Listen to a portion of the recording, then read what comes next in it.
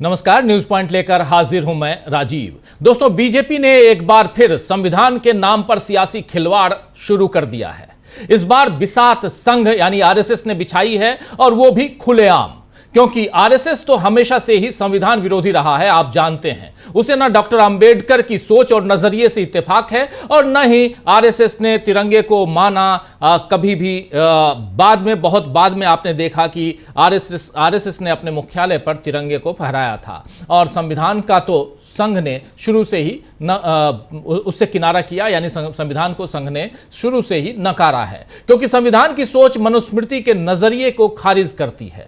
संविधान में किसी भी किस्म की गैर बराबरी या भेदभाव के लिए जगह नहीं है, और मनुस्मृति का तो अस्तित्व ही भेदभाव पर टिका हुआ है। सवर्णों का वर्चस्व, पुरुषों को स्त्रियों से बढ़कर मानना, निचली जातियों के लिए तरह तरह की बंदिशें, और ये सब आज भी समाज में दिखता है, और इसके लिए मनोवादी सोच ही जिम्मेदार है, जबकि देश में संविधान की व्यवस्था लागू है। अगर यह संविधान ही बदल जाए तो फिर भेदभाव कितना बढ़ेगा और कितने खुलेआम ये सारी चीजें होंगी, ये समझना मुश्किल नहीं है। मगर बीजेपी ऐसा ही समाज बनाना चाहती है जहां लोगों की हकमारी हो। आपको याद होगा, 2024 के लोकसभा चुनाव से पहले संविधान बदलने का मुद्दा ऐसे ही चालाकी से उठाया गया था। बीजेपी के कई नेताओं के सार्वजनिक बयान में कहा गया था कि इस बार हम संविधान को बदलने के लिए सत्ता में आ रहे हैं, और इसके लिए अब की बार 400 पार का नारा गढ़ा गया। लेकिन इस नारे से इतर बीजेपी 240 पर सिमट गई, और नरेंद्र मोदी संविधान के सामने सिर झुकाते नजर आए। मगर अब एक बार फिर संविधान बदलने की इच्छा प्रकट हो गई है। इस बार आरएसएस सरकारेवाह दत्तात्रेय होसबले ने अपनी मंशा जनता के सामने रखी है, और बीजेपी नेताओं ने उसे आगे बढ़ाने का काम किया है। दत्तात्रेय होसबले ने आपातकाल का जिक्र करते हुए कहा है कि समाजवादी और धर्मनिरपेक्ष शब्दों को आपातकाल के दौरान संविधान की प्रस्तावना में शामिल किया गया था, और इन्हें प्रस्तावना में रहना चाहिए या नहीं, इस पर विचार किया जाना चाहिए। तो ये जो उच्च विचार हैं, ये दत्तात्रेय होसबले के हैं, उनके हिसाब से उच्च विचार। और लेकिन दत्तात्रेय होसबले के इस बयान के बाद कांग्रेस ने आरोप लगाया है कि राष्ट्रीय स्वयंसेवक संघ यानी आरएसएस और बीजेपी की सोच ही संविधान विरोधी है। कांग्रेस ने सोशल मीडिया प्लेटफॉर्म एक्स पर लिखा है कि यह बाबा साहब के संविधान को खत्म करने की वो साजिश है जो आरएसएस और बीजेपी हमेशा से रचती आई है। इस मसले पर दूसरी तरफ अखिलेश यादव, समाजवादी पार्टी के मुखिया, उन्होंने आज प्रेस कॉन्फ्रेंस में कहा है कि जो लोग आरक्षण, संविधान, भाईचारे के खिलाफ हैं, वो सीधा न बोलकर सेकुलर और सोशलिस्ट के खिलाफ यानी समाजवाद के खिलाफ बातें करते हैं, धर्मनिरपेक्षता और समाजवाद के खिलाफ बोलते हैं। आइए जरा सुन लेते हैं अखिलेश यादव ने प्रेस कॉन्फ्रेंस की और इसी मसले पर क्या कुछ कहा है, सुन लीजिए। जो लोग आरक्षण के विरोधी हैं, जो लोग संविधान के विरोधी हैं, वो सीधे ये न कह करके वो सेकुलर और सोशलिज्म के खिलाफ बोलते हैं। तमाम वो लोग जो आरक्षण के खिलाफ हैं, संविधान के खिलाफ हैं, भाईचारे के खिलाफ हैं, वो सीधा ना बोल करके जानबूझ करके सेकुलर और सोशलिस्ट के खिलाफ अपना समय समय पर विचार रखते हैं।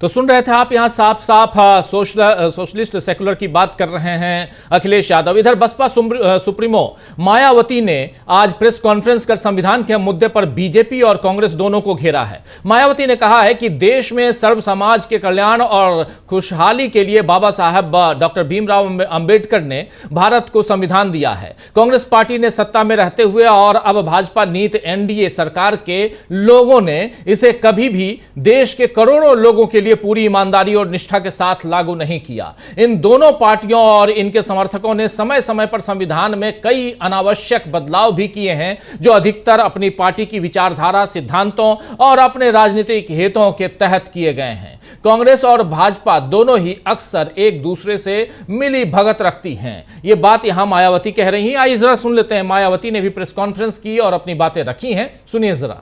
जैसा कि विदित है कि देश में सर्व समाज के हित एवं कल्याण हेतु सर्वजन हिताय व सर्वजन सुखाय एवं देश के निर्माण के पवित्र उद्देश्यों के लिए परम पूज्य बाबा साहब डॉक्टर भीमराव अम्बेडकर ने अपने आजीवन अथक संघर्षों के अनुभवों के आधार पर भारत को जो हर मामले में मानवतावादी बेहतरीन संविधान दिया है, तो उसका केंद्र में रही सत्ता के दौरान पहले कांग्रेस पार्टी ने और अब उसके बाद पिछले कुछ वर्षों से सत्ता में बीजेपी के नेतृत्व में चल रही एनडीए की सरकार के लोगों ने भी देश के करोड़ों देशवासियों के लिए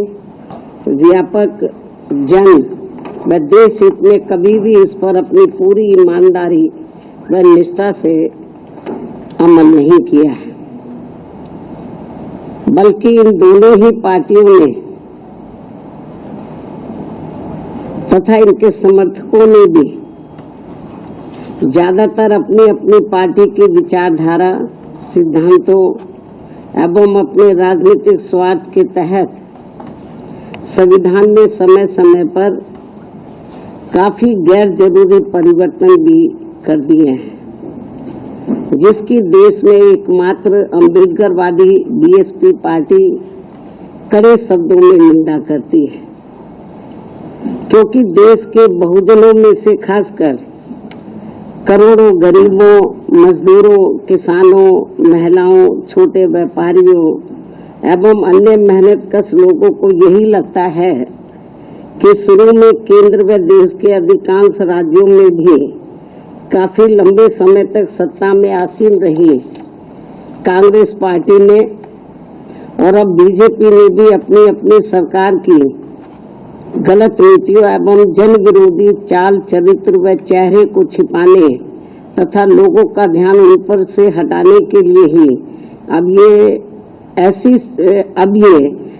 चालें ही चलती रहती हैं, जिनका क्रम न केवल आज भी जारी है, बल्कि इन मामलों में अक्सर कांग्रेस व बीजेपी ये दोनों पार्टियां अंदर अंदर एक होकर आपस में ही मिली रहती है और इनकी सभी अपनी गलत नीतियों एवं कार्यक्रम जनता पर जबरन थोपने व संविधान संशोधन आदि मामलों में ये दोनों पार्टियां दिल में कुछ और, जुबान पर कुछ और के दोहरे चरित्र वाली नीति अपनाकर।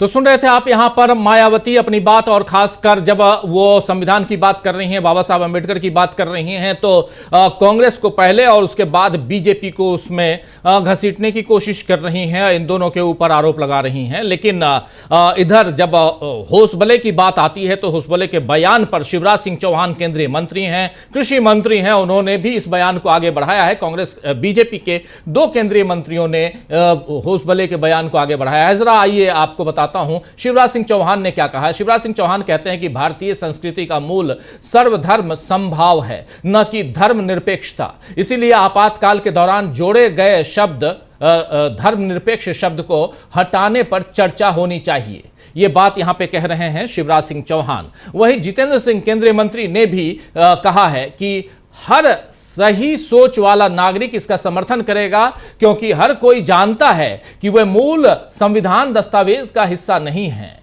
जिसे डॉक्टर अंबेडकर और समिति के बाकी सदस्यों ने लिखा था। यानी इन दोनों शब्दों से परेशानी भाजपा को है और परेशानी आरएसएस को है कि यहां से धर्मनिरपेक्षता और समाजवाद, इन दोनों शब्दों को हटा दिया जाए, और इसी बात को ये आगे बढ़ा रहे हैं।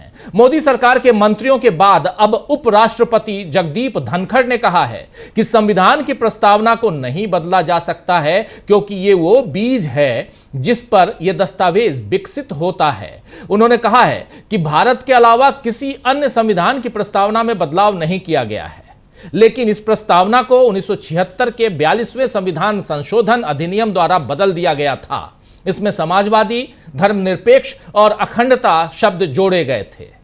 ये यहां पर कह रहे हैं कि नहीं बदला गया, लेकिन इसको जोड़ा गया। और आखिर आज ये बात कहकर कहीं ना कहीं फिर से उपराष्ट्रपति महोदय भी राजनीति करते हुए नजर आते हैं। दत्तात्रेय होसबले की बातों को आगे बढ़ाते हुए नजर आते हैं, जिसको आगे बढ़ाते हुए नजर आ रहे हैं भाजपा के 2 और केंद्रीय मंत्री। उसके अलावा कई और सारे नेता मंत्री तो बोलते ही रहते हैं। यहां चालाकी देखिए कि एक तरफ बाबा साहब के बनाए संविधान को बदलने की मंशा बीजेपी और आरएसएस की दिख रही है, और दूसरी तरफ प्रस्तावना में बदलाव का जिक्र करके बीजेपी और आरएसएस ये दिखा रहे हैं कि उनके लिए बाबा साहब तो आदरणीय हैं, लेकिन कांग्रेस के फैसलों पर ऐतराज है।